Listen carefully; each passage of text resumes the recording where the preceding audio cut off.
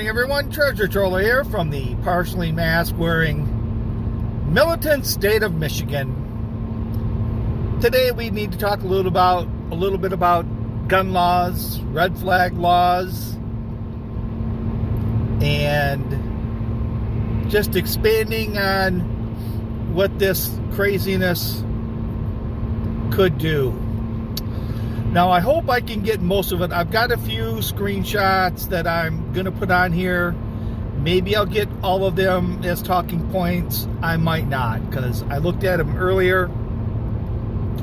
I did a vlog a while back about gun laws and the red flag laws, more specifically, and then what Dana Nessel did that very same day with the amicus brief for, I think, the state of New York, possibly, or Minnesota. I'll put the link in there if you want to watch it. But anyways, of course, the red flag laws have been, in Michigan, you could say, have been heightened. The interest or the desire to get more things done from of course, the Oxford shooting, and then this recent shooting at MSU. And notwithstanding the fact that both the House and Senate in the militant state of Michigan are controlled by the Democrats, makes it more, I guess, possible this could happen. And I also say it's, kind of coming to a blue state near you. So, these expanded red flag laws, they want to give, they want to give the reporting process, or the initial reporting to, if you think something, say something to parents, siblings, cousins, ex-wives, ex-girlfriends, or girlfriends. So anybody that is in your purview has the ability to call a concern in, which will be, moved up the chain. And from this article that I got from the Free Press, basically, it would be, if you wanted to, say, file something on a spouse or an ex-spouse, ex-wife, you're going through a heated divorce, and they wanted to make life miserable for the soon-to-be ex-husband, they could go to and it can be filed in any county. So let's say if you're in Muskegon County, you don't have to file your grievance in Muskegon County. You can go to any county that you can judge shop, basically. So you could go find a judge up in Marquette, Michigan, who's more in favor of these gun laws, these red flag laws, and file up in Marquette. And most of the time, you have 24 hours to respond in person to decide whether or not, for the judge to decide if they're going to take your guns or not. And of course, the judge, and you can almost consider this like a, if you're competent to have ownership of a gun, and they can make the judgment on their own. They don't need a psychiatrist or a therapist in there. You know how they all want all these social workers to show up at all these violent crimes and these disputes? Well, they don't need the social worker there if your ex-wife says, I think he's got a gun and wants to do damage. And they file the claim, 10 hours away in Marquette. Well, you don't need a social worker there to do that shit. The judge can just say, yeah, I think that's true. Take the guns. So they have to kind of go through an in-person thing. There's more of a process, of course. Law enforcement, well, all they got to do is make a phone call. Hey, we think there's a situation here. Oh, by all means, officer, go in and take those guns. So that's kind of the gist of this red flag law. These red flag laws. But let's not be lazy, like Scuba Steve thinks some vloggers are, that just regurgitate the shit that's that you read or see. So let's take it a couple of steps farther. Number one, how about if there's been these recent allegations that they've been looking into Catholic Church for radical church members? How about if you go to, let's say, a Trump rally, and you're considered part of MAGA? How about if you belong to a gun club? How about if you're in a motorcycle club? How about if you go to Catholic Church?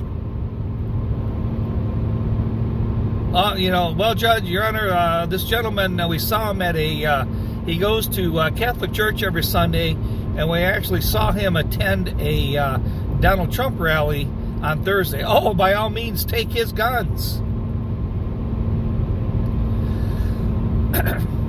So that's the first thing. But the second thing is, the real work around this, even though they're not coming out and saying it, but this is Treasure Troller's take on it as far as the government goes,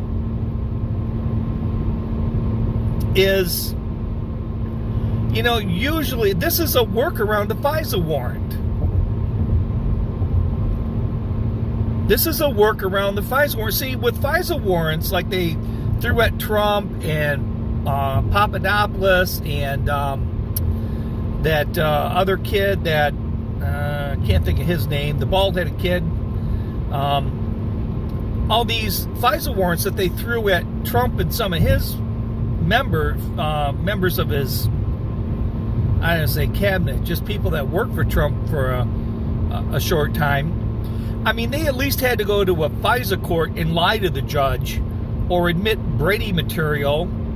They had to, I think the only person that got in trouble on the as far as that was against Trump was an attorney that lied on a FISA warrant. So with these red flag laws, you don't even need to lie to the judge anymore. They don't even have to go to the extent of lying anymore. All they have to do is say, Your Honor, we think he's got some guns and they pose a threat. So this is really a workaround to FISA warrant. And not only that, when we're speaking about warrants, so let's say, so let's say your ex-wife calls the cops and says, Officer Fife, I think my husband, my ex-husband, he's been threatening me, and he does own guns. So Officer Fife says, well, all right, let me call Judge Goober, and we'll see what he has to say. Oh, by all means, Officer Fife, go in there and take his guns. And so they show up to the soon-to-be ex-husband's door. They knock on the door. Officer Fife here.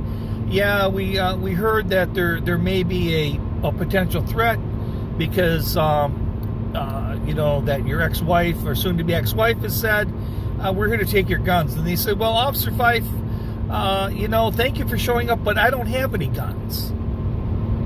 Oh, that's what you're telling me. Well, you could just give these guns to us, or we could go get a search warrant. Yeah, we'll just go get a search warrant and start rummaging through all your shit. And then maybe we'll find something else along the way. So where the FISA warrants were these 2-hop phone calls, these are nothing more than a no-hop search warrant that gets into all your shit. Well, let's look through your credit card. Let's look through your financials to see if you actually purchased a gun. So to me, that's where this red flag laws are really are headed. If we want to take the real scary look, FISA warrants are just no longer, this is a workaround of FISA warrant. It is getting warrants for baseless searches. It's allowing a lot of people to make phone calls on people that maybe shouldn't be. And like I said, this isn't law yet, but with a Democrat-controlled House and Senate in Michigan, it makes it a very strong possibility. Oh, and I've put the list on there about people that can call. You notice the one person or the one group that's missing in this, and that's school administrators or teachers. Now, of course, they'll just say we're going to call law enforcement, but I found it rather interesting that these people weren't involved because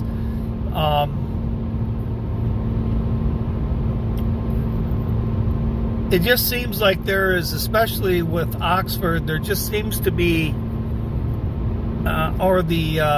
like the one shooting that took place with the elementary school kid where people start saying stuff and then the principal, they tell administration and administration really doesn't follow through. Chain of command kind of breaks down. I mean, if a teacher could make a phone call, if they heard this shit, the teacher just calls and then it's over and done with.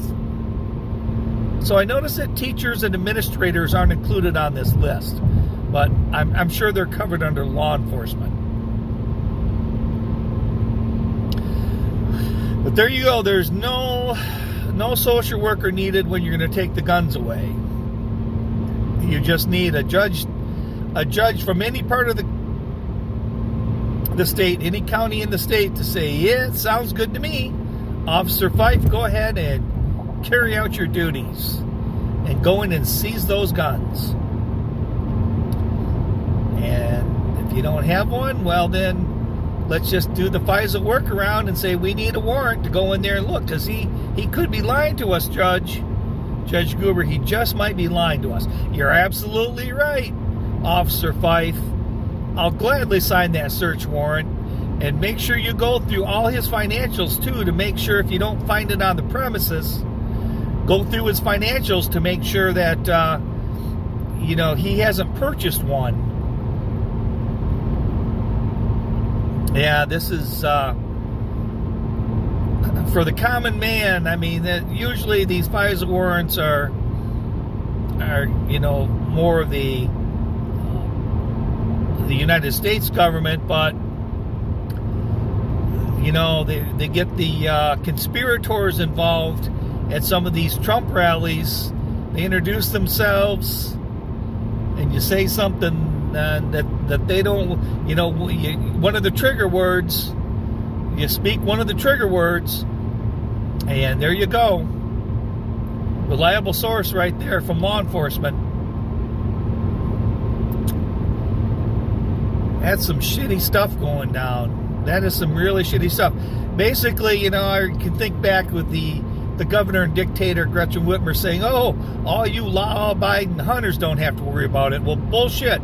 The only people that don't have to worry about it, I guess, are people that don't have angry spouses, that don't go to church, or at least sit quietly way in the back, that don't attend any type of political rallies, that certainly don't contribute to political campaigns, that just keep their mouths shut and don't say anything that would give anyone suspicion enough for law enforcement to come knocking on their door.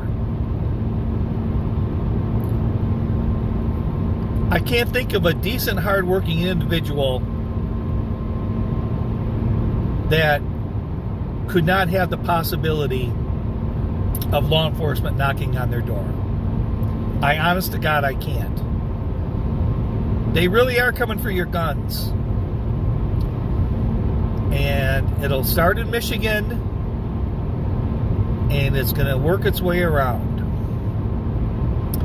So this is Treasure Troller saying aloha and good day.